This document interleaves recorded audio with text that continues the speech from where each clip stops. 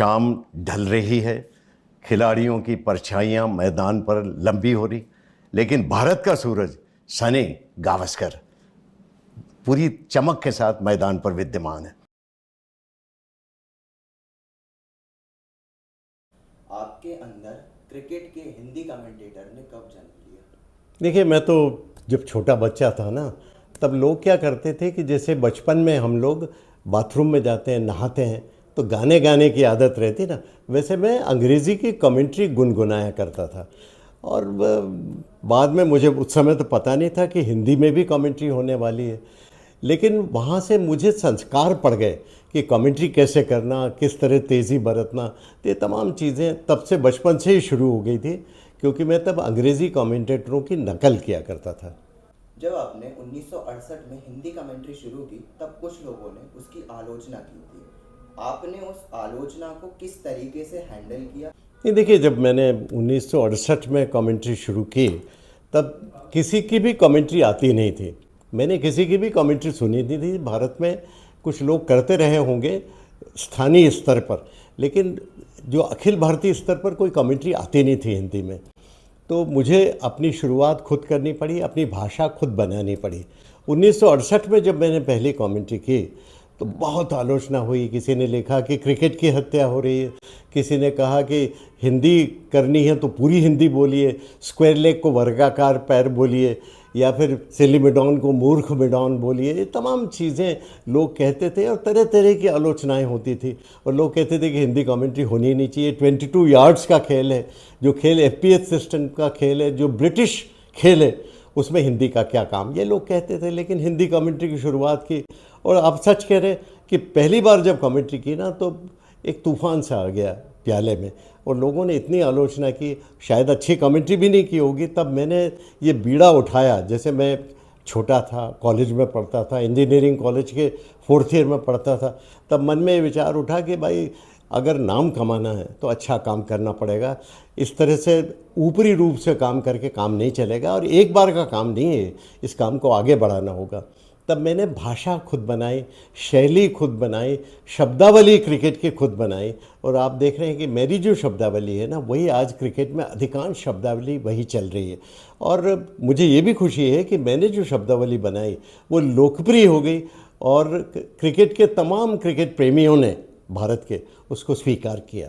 कि 1979 में जब भारत और इंग्लैंड का टेस्ट मैच चल रहा था, तब वो मैच कुछ ऐसे इंटेंस मोड पे चला गया था कि आपने कमेंट्री करते समय ये कहा था कि जो लोग दिल के पेशेंट हैं वो अभी कमेंट्री ना सुने। तो आप थोड़ा कुछ उस किस्से के बारे में बताइए। नहीं, वो अद्भुत रोमांचकारी क्षण थे वो। 1979 की बात है, इंग्लैंड में मैच था, भारत और इंग्लैंड का ओवल टेस्ट मैच था। मुझे कमेंट्री के लिए भेजा गया था। मैं एकमात्र हिंदी कमेंटेटर था। पूरा देश तब हिंदी कमेंट्री को सुनता था, क्योंकि पूरे देश में देखिए टेलीविज़न तो था नहीं। भारत में टेलीविज़न 1982 जब यहाँ पर एशियाड हुए और अप्पू वाला काम आया यहाँ पर, तब वो टेलीविज़न शुरू हुए थे। तो रेडियो पर पूरा देश एक तरह से झूमता था। और एक एक, मैं आपको सच बताता हूँ, आप विश्वास करिए इस बात पर, कि एक एक पान वाले की दुकान पर 200-200 लोग खड़े रहते थे और एक एक शब्द को ध्यान से सुनते थे। कोई बात करने लग जाता था तो लोग उसको डांट कर चुप करा देते थे। तो वो मैच चल रहा था और भारत को 438 रन जीतने के लिए बनाने थे, और लग रहा था कि भारत जीत ही नहीं सकेगा। उन दिनों जीतता भी नहीं था। और सुनील गावस्कर ने तब आखिरी दिन 221 रन बना लिए और भारत जीत के बिल्कुल नज़दीक पहुंच गया।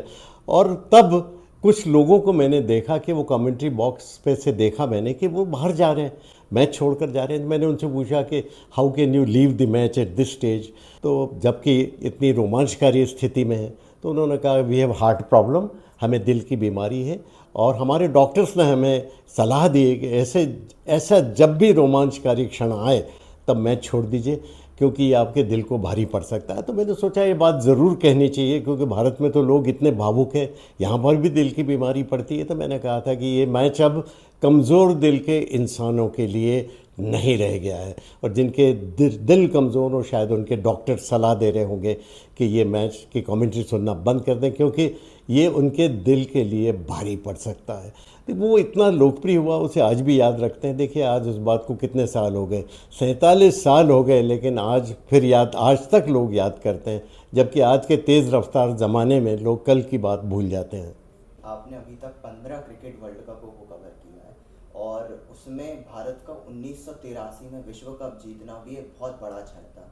तो मैं आपसे ये जानना चाहता हूँ कि ऐसा कौन सा पल था या फिर ऐसा कौन सा मैच था जिसने आपके दिल में सबसे करीबी जगह बना कर रखी? ये देखिए 1983 का विश्व कप जो जीता ना कपिल देव के नेतृत्व में, वो मैच ऐसा था जिसने भारत की क्रिकेट को पूरी तरह से बदल दिया। और आज क्रिकेट जहाँ खड़ा है ना, आज जितनी व्यावसायिक कामयाबियाँ आज जितनी लग रही हैं, ये तमाम इस कारण से है कि उस समय 1983 में भारत ने विश्व कप जीता।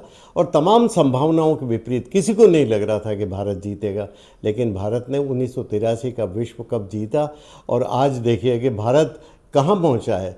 विश्व कप के शीर्ष 2 स्थानों में भारत का नाम लिया जाता है, वनडे क्रिकेट में, और जहाँ तक T20 का सवाल है, हम तो उसमें चैंपियन हैं। तो T20 के भी मैंने कई विश्व कप किए हैं, तो कुल मिलाकर 15 विश्व कप से ज़्यादा कर चुका हूँ।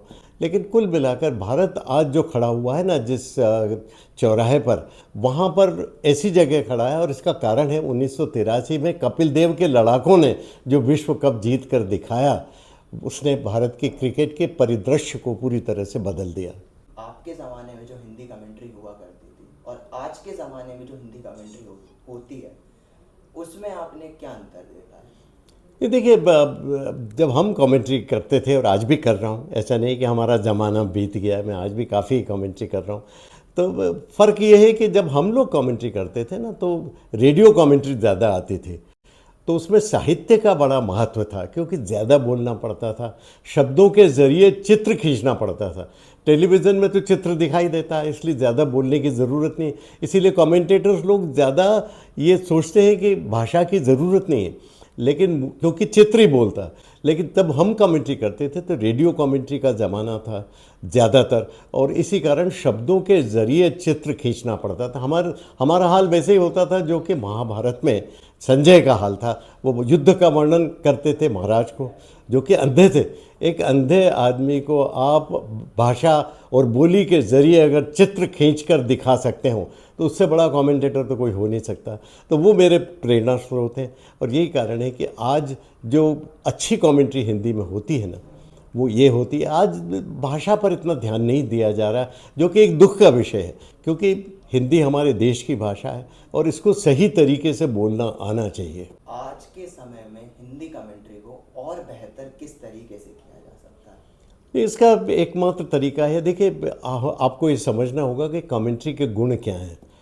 आपको ये मानना होगा कि जिस भाषा में आप बात कर रहे हैं, उस भाषा पर आपकी पकड़ होनी चाहिए। जिस खेल के बारे में आप बात कर रहे हैं, उसकी बारीकियाँ, उसकी सभी तकनीकी जानकारियाँ आपको होनी चाहिए। और सबसे बड़ी बात, आपके पास सही शब्द सही जगह। और तीसरी बात, निष्पक्षता। ये भी एक बहुत महत्वपूर्ण बात है कि आप ये नहीं कह सकते कि मेरा देश जीत जाए तो अच्छी बात है, लेकिन आजकल हम देखते हैं कमेंट्री में बिल्कुल निष्पक्षता दिखाई नहीं देती। ये कमेंट्री कला के ठीक विपरीत है। और चौथी बात ये कि आपके रिएक्शंस, आपकी प्रतिक्रिया तुरंत होनी चाहिए। हम देख रहे हैं कि लोग जब काफ़ी कुछ गुजरता है, उसके बाद फिर शब्दों से उसको पकड़ने की कोशिश करते हैं, क्योंकि उनके पास सही शब्द नहीं होते हैं। तो ये तमाम चीज़ें, और सबसे महत्वपूर्ण बात कि सच बोलने की कला, कि आप हमेशा सच बोलते, जो आपको दिख रहा है वो सच्चाई से उसका वर्णन करने की आपको आदत होनी चाहिए। तो सत्य बोलने की कला भी आप में होनी चाहिए। तमाम गुण ये जब आप में होंगे तो आप एक अच्छे कमेंटेटर बन सकते हैं। आपके समय में जब कमेंट्री होती थी तब उसका एक अलग तरीका था। आज की जो कमेंट्री होती है उसमें अधिकतर कमेंटेटर्स ऐसा करते हैं कि वो पहले से लाइनें तैयार करके जाते हैं। तो आपके ज़माने में जब आप कमेंट्री करने जाते थे तो आप मूवमेंट के दौरान कमेंट्री किया करते थे, या फिर आप पहले से आपने भी सुनील गावस्कर के लिए या फिर कपिल देव जी के लिए कुछ लाइनें रेडी करें। नहीं, कभी भी नहीं। वो त्वरित कमेंट्री ही सर्वश्रेष्ठ कमेंट्री होती है।